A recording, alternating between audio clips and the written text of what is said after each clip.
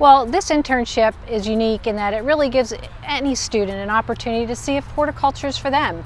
They learn to what plant combinations work, what plant combinations don't work. They learn to work as a team, which is so very important because that's what's going to happen in their careers too. They're going to have to learn to work as a team. And we're just delighted that these students have picked us for the summer. And come on, this is just a great place to work, to learn.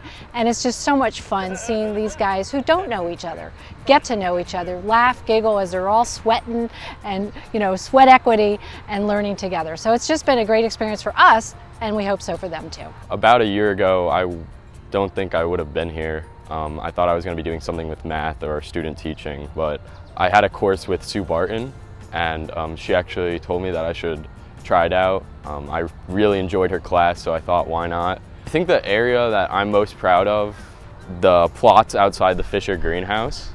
So those are part of my research with Sue. It's a cool season grass meadow, and what I'm actually doing is I'm seeing what's the most effective way to weed, those types of meadows. The best part is that I know that I'm broadening my horizons now when I should be in college. So I think that this will actually have a pretty big effect on my actual career going forward. I think I could apply it to my work in the future possibly as well.